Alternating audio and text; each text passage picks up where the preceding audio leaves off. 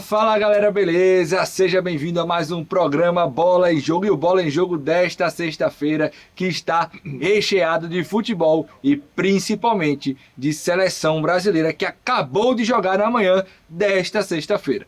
Para falar disso, Série B, Série A, CSA, CRB, eu vou convidar agora ele que está de volta ao estúdio, Fábio Novaes. Seja bem-vindo, meu irmão. Fala, Filipão, galera de casa, seja bem-vindo ao Bola em Jogo. Estamos aqui juntos, viu? Meu nome hoje é Ancelotti Futebol Clube. Jogou muito o Brasil de Ancelotti. Vamos falar logo disso, já vamos puxar? Vamos embora, na tela, Gols da seleção. 5-0 fora. E tem gols à vontade, viu? À vontade, de todas as formas. Olha esse primeiro gol aí do Bruno Guimarães. Foi o gol que abriu a porteira aos 12 minutos de jogo e depois daí só pra frente. O Brasil que fez o 5-0, foram 2 do Estevão, 2 do Rodrigo e o Vinícius Júnior fechou o caixão, mereceu. Olha esse gol aí, misericórdia. Sambou, botou pra sambar e botou pro fundo da rede, o passe do Vini, o corta-luz. Lindo gol de se ver, perfeito. O Brasil jogou como seleção brasileira, né, Felipe? E assim, o pessoal pode até dizer, mas pegou uma seleção de nível abaixo. Mas nós pegamos várias seleções de nível até mais baixo que a Coreia nas eliminatórias da Copa do Mundo e não conseguimos jogar futebol. Hoje, nós vimos um Brasil mais organizado, com movimentação na parte ofensiva, a parte defensiva nem se fala, muito coesa, sem grandes sustos, então uma seleção diferente do que vinha apresentando aí nas eliminatórias, e teve gol aí do Vinícius Virgínia Júnior. Faz o V, rapaz, ele que foi muito inteligente nessa jogada, ele recebeu a bola, e em vez de ele cortar pro meio, cortar pra ponta, ele corta pro meio. E aí o jogador da Coreia do Sul só tinha duas opções. Ou fazia a falta e era expulso, ou deixava o Vinícius Júnior entrar com bola e tudo, que foi o que aconteceu. Pode ver que ele corta pro meio e ali ele matou o zagueiro não tinha mais o que fazer, ou era isso, ou era ser expulso. Ele matou o zagueiro 2 vezes, né? Daquele corte que ele deu pro meio, e depois quando chegou... fingiu que ia chutar, cortou, já abriu todo o gol, ele só fez finalizar. Brasil 5-0, uma apresentação muito boa da seleção. É claro que nós devemos colocar aqui que o nível da Coreia do Sul não é dos mais altos, tá mas no nível ali do Paraguai e Chile. Mas esse nível é mais ou menos o que a gente vai encarar ali no início da Copa do Mundo, nas oitavas de final, nas quartas já começa... avos de final. 16 Porque agora avos. tem 16 avos, oitavas, então na primeira eliminatória, nas oitavas, já começa a complicar um pouquinho. O Brasil mesmo, um gargalo, é sempre nas quartas de final, quando pega alguma seleção europeia de ali segundo/primeiro escalão, Bélgica, Croácia, enfim. Então, o Brasil que fez, para mim, na minha visão, uma participação incrível nesse jogo contra a Coreia do Sul. Para mim, a melhor partida no comando do Ancelotti, mas que entrou com uma escalação muito ofensiva. Foi um 4-2-4. Contra uma seleção de padrão médio para grande porte europeu, duvido muito que ele abdique do terceiro homem de meio campo para jogar nessa escalação super ofensiva. Mas o Brasil foi tão bem no ataque, foi muito bem no meio e consistente defensivamente. O goleiro Bento trabalhou muito pouco, quando trabalhou não foi nada de outro mundo. Então vamos aguardar o Brasil que volta a campo na próxima terça-feira, dessa vez contra o Japão, 7h30 da manhã, né? E aí, Fábio, expectativa aí? Teremos mais 5 jogos antes da Copa do Mundo, né? São mais 2 amistosos contra seleções africanas. E aí depois vai para mais seleções europeias. Já disse que tem uma França já quase certo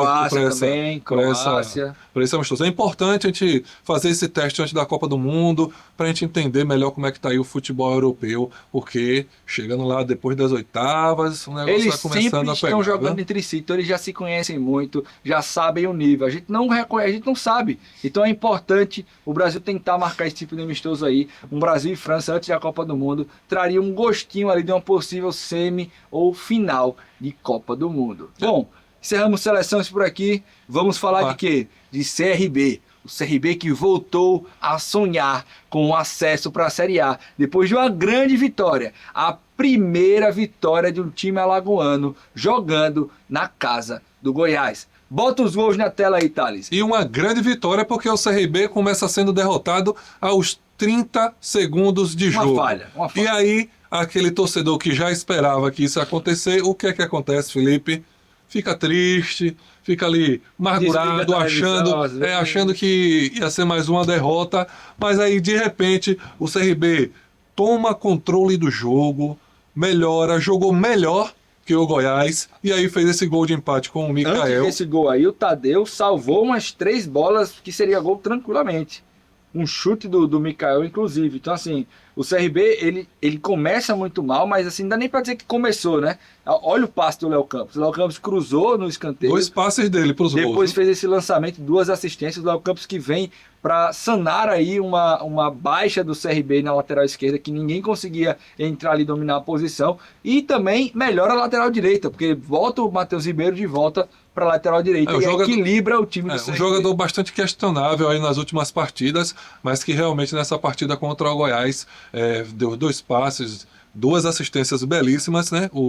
Ele bate muito bem na bola, na verdade. Essa bola parada é uma grande característica do Léo Campos, é verdade. Aí fez o escanteio, também aquele passe para o Dadá Belmonte, que tinha perdido a bola do primeiro gol, se recuperou ali, fez o gol, e o CRB venceu por 2-1. CRB agora que olha com outros olhos para o Brasileirão da Série B. Se o papo antes era fazer os 45 pontos, já foi, para não cair para a Série B, o papo agora é totalmente diferente, principalmente depois da finalização da rodada. Vamos ver os resultados dos jogos que aconteceram na última rodada aí, onde o CRB saiu vitorioso contra o Goiás. Thales, bota primeiro isso, bota lá nos resultados dessas partidas que aconteceram. Aí, dá uma olhada, isso, garoto. Os mais importantes, a vitória do Remo contra o Atlético Paranaense. Tudo bem que o Remo passa o CRB na tabela, mas impede que o Atlético Paranaense vá a 6 pontos de vantagem. E a vitória da Chapecoense era esperado, então daqui a pouquinho a gente vai falar. Mas essa vitória do Remo contra o Atlético Paranaense é, para mim, o que mantém o sonho do CRB vivo.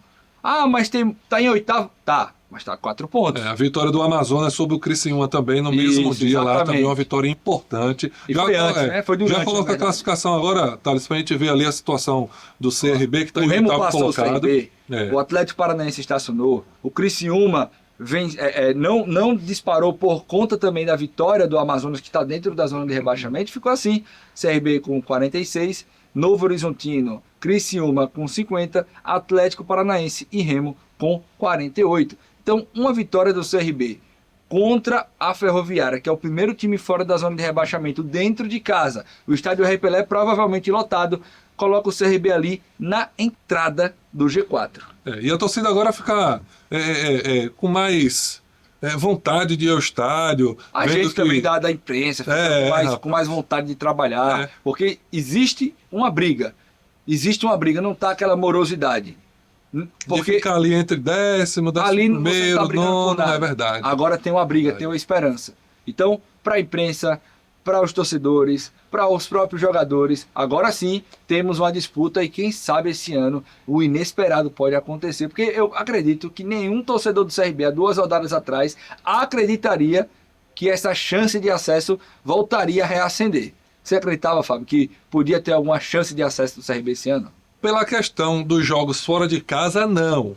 Pelos jogos dentro de casa, o CRB vem apresentando um bom futebol e vencendo suas partidas. Mas essa dificuldade de jogar fora de casa e perder, aí você vai até o Goiás, onde nenhum clube alagoano tinha vencido até hoje lá. Você pega um time ali que está em 2º colocado, de vez em quando está lá em 1º colocado e vence essa partida, a confiança vai lá para cima. Direção, comissão, jogadores, torcida, então todo mundo agora está com confiança um pouquinho mais alta, e aí uma partida dentro de casa, contra um time próximo da zona de rebaixamento, tem tudo para o CRB ter mais uma vitória, e aí a confiança elevar de vez, e aquele olhar para a Série A se tornar cada vez maior. É isso aí. Vamos dar uma olhada então nos jogos da Série B e quais jogos o torcedor do CRB tem que estar ligado para secar ali, né? Bota na tela os jogos aí, as próximas rodadas. Vamos lá. CRB tem que estar de olho aí no jogo de Atlético Paranaense e Avaí. Também tem que estar de olho no jogo de Chapecoense também, Botafogo de São Paulo. Paysandu e Remo. Paysandu e Remo. É uma rodada após aí do jogo do CRB. O CRB pode estar ali com o secador topado, gastando a energia toda de Maceió. Também. Novo Horizontino e Operário também é muito importante. E também América Mineiro e Criciúma. América Mineiro que está ali na briga constante para não cair. E é um grande time, então o CRB precisa torcer para o América Mineiro, para o Operário, para o Paysandu e para a Chapecoense, além do empate ali entre Atlético Paranaense e Avaí, ou uma vitória do Avaí, porque a gente sabe que na Arena da Baixada... O Atlético Goianiense também vai estar abaixo do CRB, né? Mas ali, né? O Volta Redonda vencendo já é um time a menos. Cima. Um time a menos. A meta do CRB agora é chegar no G4. Ele tem que ganhar tudo. Ele não pode mais perder nenhuma partida. Então, ele tem que ganhar e torcer para quem esteja à frente dele perder. O que está atrás, ele tem que deixar no retrovisor mesmo. É verdade. Então, vamos lá, né? Segunda-feira, 9h30, a gente traz todos os detalhes aqui no programa de segunda, dessa partida aí, possível escalação, jogadores com cartões amarelos, jogadores pendurados para a próxima partida. Então, segunda-feira, trazemos todos os detalhes de CRB nessa partida de segunda, que pode aí deixar o CRB mais próximo desse grande sonho do acesso à Série A. Vamos falar do CSA agora. O CSA que acertou a saída de diversos jogadores, parece que está conseguindo rescindir. Silas saiu, o próprio Felipe Albuquerque também rescindiu seu contrato. Diversos jogadores que ainda estavam com vínculo com o Centro Esportivo Alagoano conseguiram assinar o acordo de rescisão e não fazem parte mais, não tem mais nenhuma ligação com o Centro Esportivo Alagoano. CSA que ontem não anunciou de forma oficial, mas já tem um nome para o técnico de 2026, que é o Itamar Sul. Esse nome, ele foi campeão com o Retrô ano passado da Série D, ou seja, ele subiu com o Retrô, então é um nome que conhece a competição. Para mim, um nome muito bom. Então, Itamar Sul provavelmente será o novo técnico do CSA e pode ser anunciado hoje ou nos próximos dias aí. O que vale também ressaltar que o CSA ainda não tem presidente, não tem data de eleição e a gente não sabe como é que vai ficar. Vamos aguardar, mas depois a gente fala sobre isso quando mais notícias forem surgindo a respeito do Centro Esportivo Alagoano.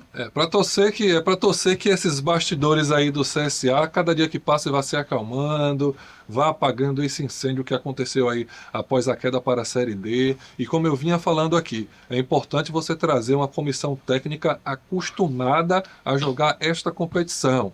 É uma competição diferente, onde você tem campos muito ruins, né? Aqui o nosso não, o Estádio Repelé é um belo gramado. Você vai jogar no interior do Maranhão, cheio de buraco. Cheio de buraco, vai jogar 4 horas da tarde, um sol retado, apesar de que somos acostumados aqui com esse sol quente, né? Mas eu falo mais realmente dos gramados que tem essa dificuldade e conhecer a competição, e aí essa competição que, né, neste ano ainda é maior, né? Então vai trazer mais dificuldade. Vamos torcer aí para que dê tudo certo na próxima temporada do Azulão do Mutange. Para finalizar, vamos falar de gols da Série A e jogos atrasados. Bota na tela aí os gols, rapaz. Tivemos 2 jogos aí, rapaz. O Atlético Mineiro venceu o Sport por 3-1. Primeiro gol ali do Vitor Hugo. Segundo gol do Guilherme Arana, depois da bola no bate-rebate. Sobra para o Guilherme Arana. Ele só faz empurrar para as redes. 2-0 o Atlético Mineiro. Comemorou muito o Arana. E o Rony... Rony Rústico, rapaz. Aquele mesmo do Palmeiras. Marcou seu gol 3-0. E o Derek diminuiu 3-1 Sport, mais uma derrota no campo. Olha o Mirassol aí, meu povo. Bateu os 45 pontos, permanece para o ano que vem na Série A. Já provavelmente seria acontecer, mas o Mirassol que tá jogando muita bola e que vai brigar por G4, vaga direta. Já tá de volta ao G4, viu? Com essa vitória já tá de volta ao G4. Mirassol que vinha aí de 3 jogos sem vitória. O técnico deu até uma entrevista, Felipe, dizendo que estava sendo pressionado como se o Mirassol fosse o Flamengo. Ele sentiu a pressão da Série A só agora, né? Porque o Mirassol vinha muito bem, passou 3 jogos aí sem vencer. Tem aquele ditado, não dê asa à cobra. Não dê asa à cobra. Se deixar sonhar, vão acreditar. Mas assim, um belo campeonato de Mirassol, tá de parabéns pelo investimento que é menor do que os outros, mas realmente tá de parabéns aí o Mirassol. Tem jogo atrasado aqui, hora? Tem sábado. Amanhã, mais conhecido como amanhã, né? Às 19 horas, Palmeiras e Juventude, jogo atrasado. O Palmeiras que pode se isolar aí na liderança. Se isolar na liderança da competição. O Juventude tem uma missão importante. Eu tenho certeza que rubro-negros estarão assistindo essa partida. No mais é isso, voltamos segunda-feira com tudo que vai acontecer no jogo do CRB, com também os preparativos para o jogo da Seleção Brasileira na terça-feira. Nos vemos segunda-feira, sempre aqui na TV Cidadã. Valeu, galera, um abraço para vocês, bom final de semana e vão curtindo aí esse 5-0 do Brasil. Essa vitória do CRB fora de casa, torcendo para segunda-feira dar tudo certo. Segunda a gente está de volta, hein? Valeu! Brasil.